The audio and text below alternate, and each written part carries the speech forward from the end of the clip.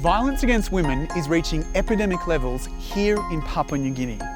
2 out of 3 women have experienced physical abuse in this South Pacific nation. Innovative projects are helping victims, but a patriarchal tribal culture drives the problem. I'm Drew Ambrose. On this edition of 101 East, we ask, how can Papua New Guinea curb some of the worst rates of domestic violence in the world?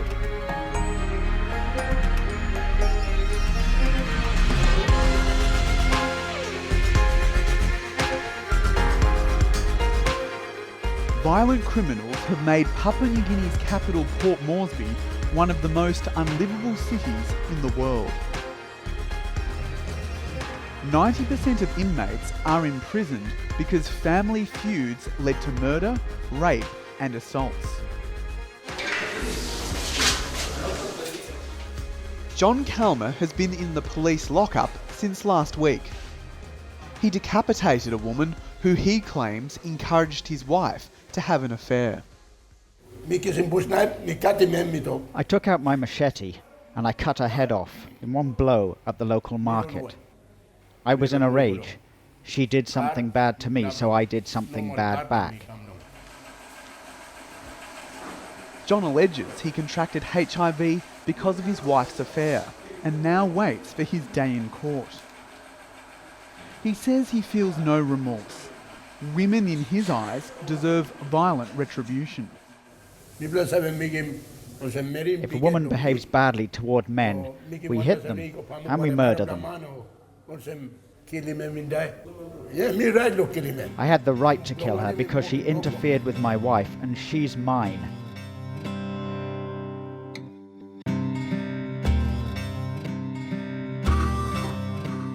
She's mine. That's how many husbands and fathers view their women in this largely patriarchal country.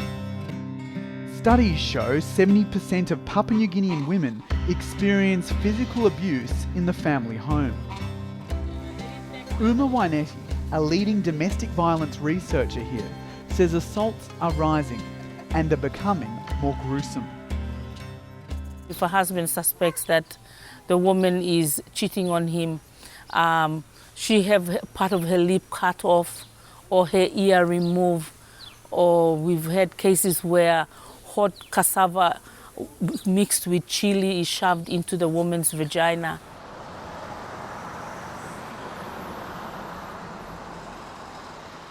I used to feel sorry for my life. I used to cry a lot. He used to punch me, kick me. He also break my bone at the bed. My husband would put punch on me with his fist and took all my teeth out. Last January, police brought Mary to this women's shelter called House RUTH in Port Moresby. Mary had endured 6 years of violence by her husband, often sparked by her pleas for money to feed their 2 children. He never think of the small children. He used to punch me when I used to hold the children with me. And half of his hand used to come and touch the children.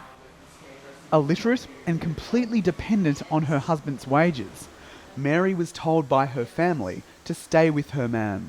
To me, it's like I'm not educated. I've been dropped out on grade 3. I don't have enough, enough knowledge. But educated and empowered middle-class women are victims of violence here too. The men perhaps feel insecure that the women are stepping up, not only being able to get a job, but they're also trying to correct or advise their husbands. Dorothy KOCH's husband used to wait at the bus stop for her to return from work. If she was more than 2 minutes late, he would beat her in public. There was a lot of people there, but The thought, and you know, what people say is, oh, it's not our problem, it's their problem. And because our husbands, you know, well, they're already calling us all these sorts of names, people, you know, they think that, oh yeah, she's that sort of a person, without even knowing the problem. So room number 4. This is the room in House Ruth where Dorothy took refuge 8 years ago. Today, Dorothy works for the Christian mission that operates the shelter. When I left, I just had what I had on that morning, and for my little baby, I packed a few change, and then we came here. Appreciating shelters like this, you know, coming here, we had clothes, we had food, you know, we had a bed to lay down on, and just appreciate, you know, a shelter to come to. And did you have hope? Yes, I did. I had hope that in coming here, it was going to save my life, because I felt if I stayed one more day, you know, in the same house with my husband, I'd probably lose my life. Today, House Ruth manager Enid Barlong has 2 new arrivals in crisis. One woman's husband is hunting for her with a gun. The shelter is always full, but she puts out mattresses for women facing danger. Yet Enid's biggest concern isn't space or security.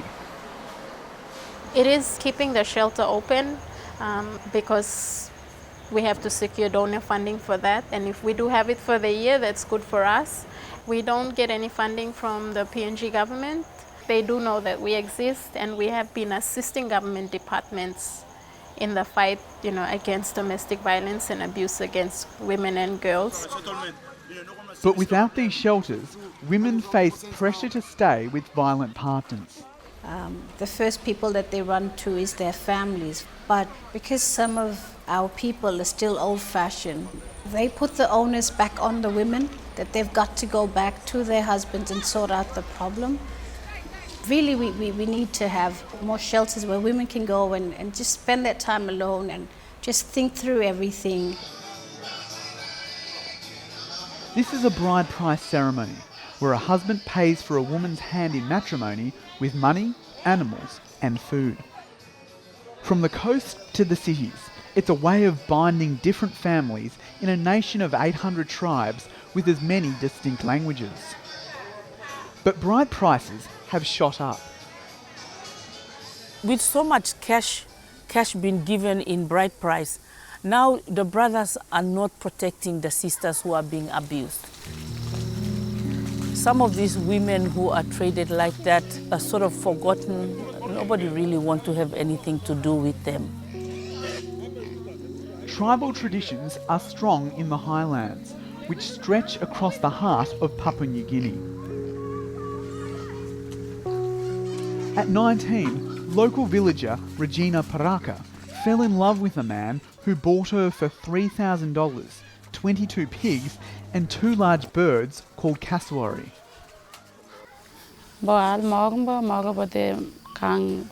After the bride price was paid, I was kind of relieved, because some women don't get paid at all, and it's expected.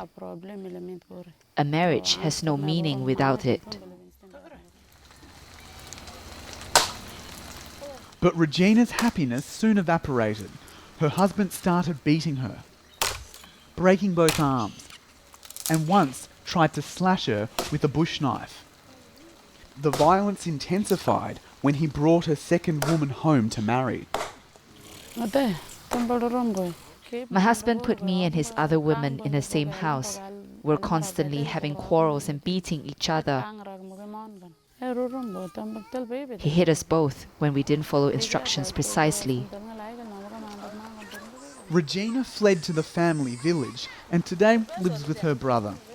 Because she bore her husband 2 sons, she only has to pay back half the bride price. Bride price is good and bad. Relatives benefit from the money paid, but then I live under the man's control. He can bash me or do anything with me. I'm his wife.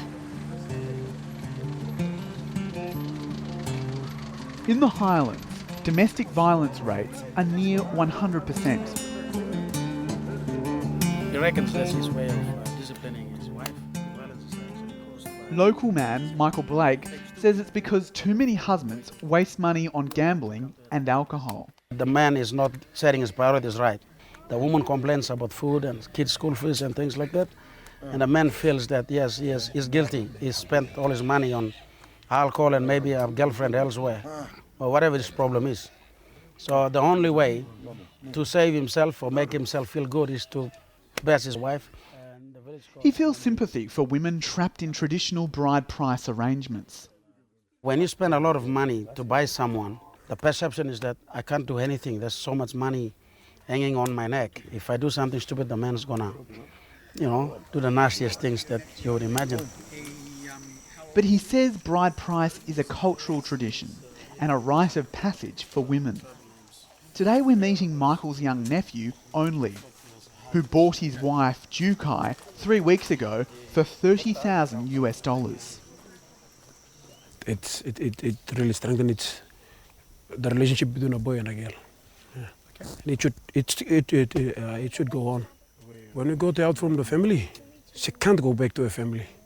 So regarding that, like when we put the huge sum of money, pea, cassowary, and possum and all these things, it shows that she's here and she'll be for the rest of her life. Yeah, sometimes I feel like I'll be missing my parents and all that, but then after all, I see that everybody go through this situation, so I accept it. Another aspect to Papua New Guinean culture, polygamy. Do women worry that their husbands will take on a second wife? Yes, they do. When time passes by, I think they lose their love or something between the wife and they go and look for a new one. But in that case, women, they are not nervous, but like it's in them, they like hatred is built up. Polygamy is widespread across Papua New Guinea and is a trigger point for family violence. Local churches don't recognise multiple wives because the bride price system helps men marry as many women as they can afford. Is it fair to say nowadays that women become possessions because of bride price, because of the fact that men can take on multiple wives? Well, it is, yes. To a greater degree, yeah. They more or less, they can be dictated by the husband. It's the male ego in the Highlands that men always want to be at the top. That's why they get more than one wife. That's why they do all these things. And they want to be the supreme being in any family. I meet Jackson KERUA, who has 2 wives. He says they're an example of the harmonious household. Polygamy is accepted customary law. We fight, but we end up resolving differences. I have hit both of them, but that's how we solve things. Like many Highland men, Jackson wants multiple wives to bear lots of children to work his fields. But when his second wife Ellen joined the household last year, Jackson's first wife, Loveland, said it led to violence. Jackson at first didn't tell me he was seeing another woman, so I attacked him. Eventually, though, I accepted his decision. I've allocated land to her, and now we garden together like sisters.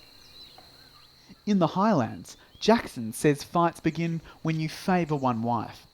So he spends alternate nights with each woman to avoid conflict. I know many men who are violent in polygamous relationships, but a lot of men know what to do. My wives have separate houses.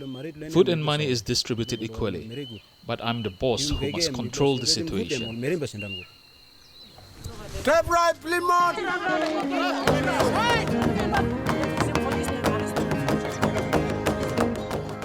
But there are legal avenues to resolve household disputes in these remote areas.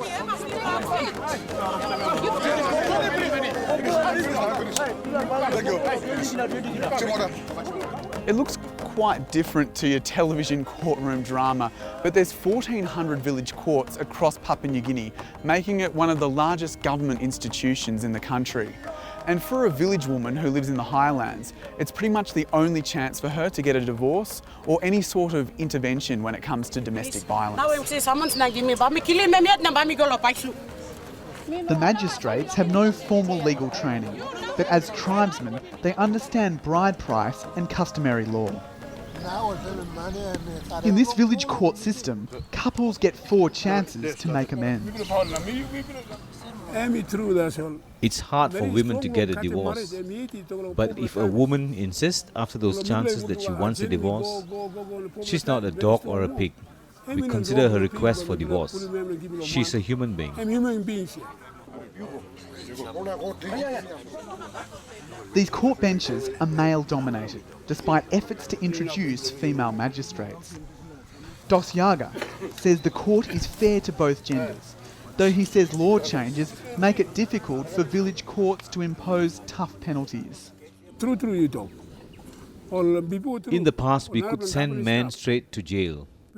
Today, we can't. The law office says we can only issue fines. In higher courts, it's $500. We can only issue fines of $150 in the village court. Even in cities, women face tough legal fights. Back at House Ruth, Enid is helping Mary get a restraining order because her husband belted her 2 months ago when she was visiting her 2 kids. With Mary, we've got a case filed in court. We have the laws in place, but they're not being enforced. It's difficult for women to get restraining orders. It's the time that it takes in court in trying to obtain that court order, which oftentimes throws women off.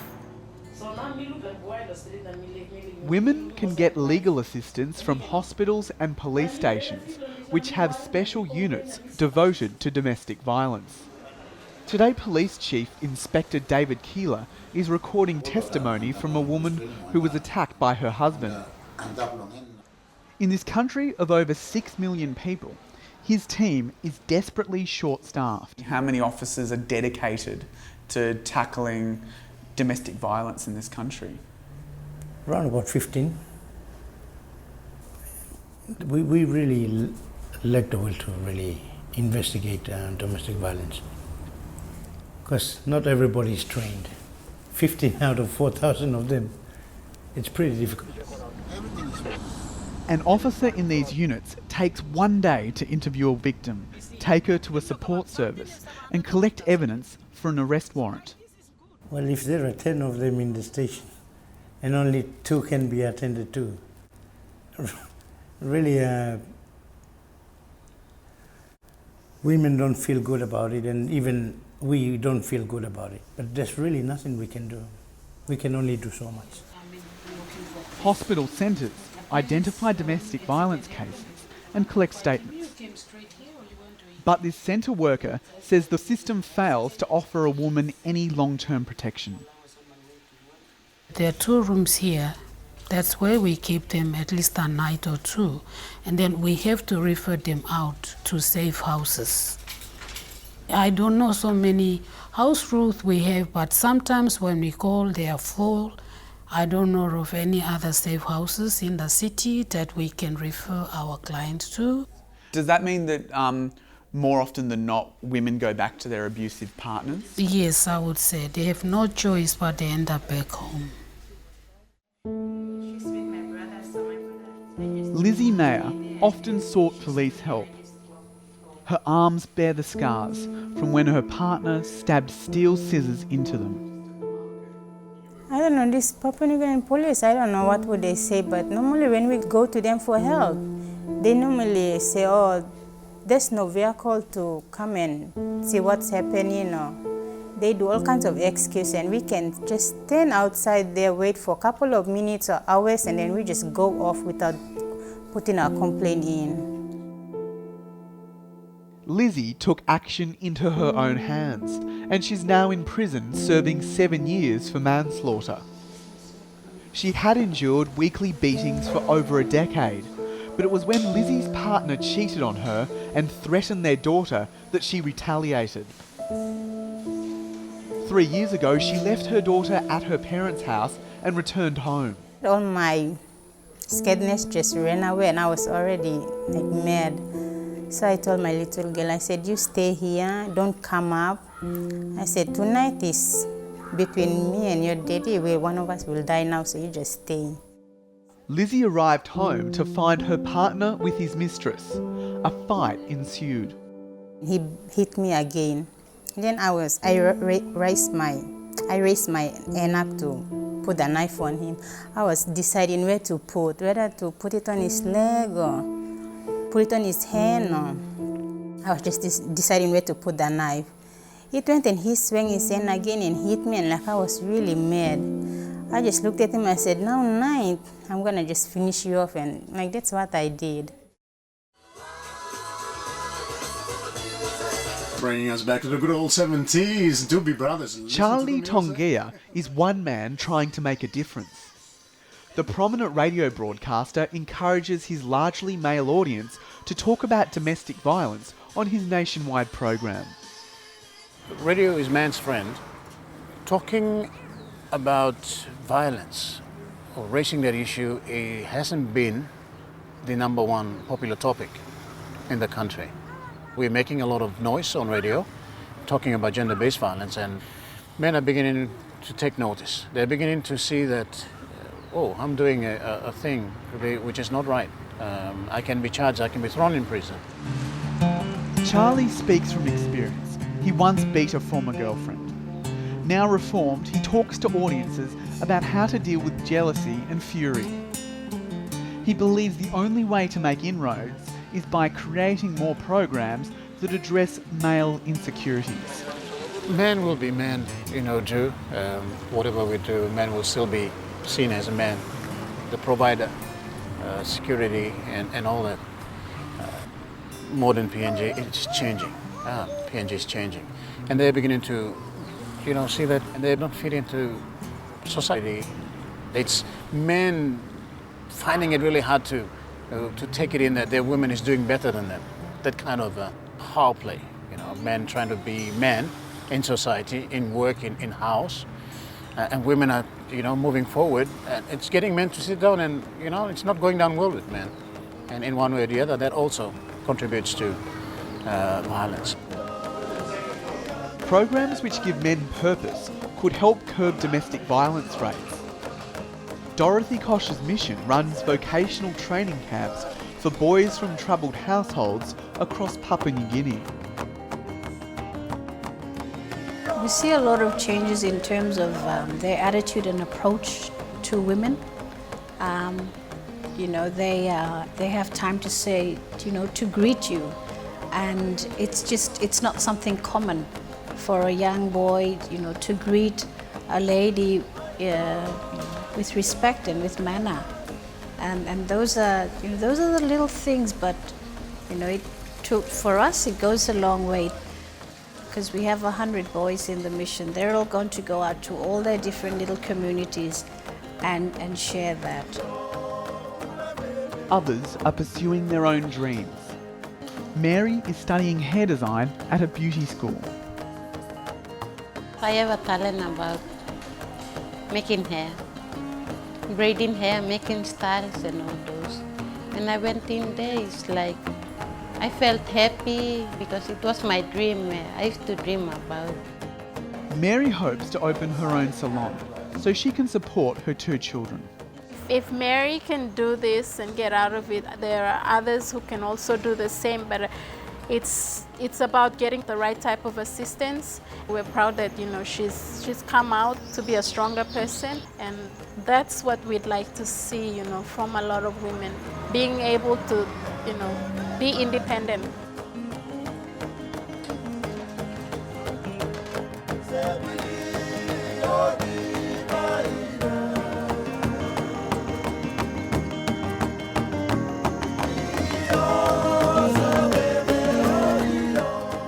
From villages to the cities, women throughout Papua New Guinea bear the scars of domestic violence. It's the product of a society where men have a voice, while women suffer in silence. 1 million Papua New Guinean children live in abusive homes. The cycle of violence will only stop with proper safeguards for women and a change in culture.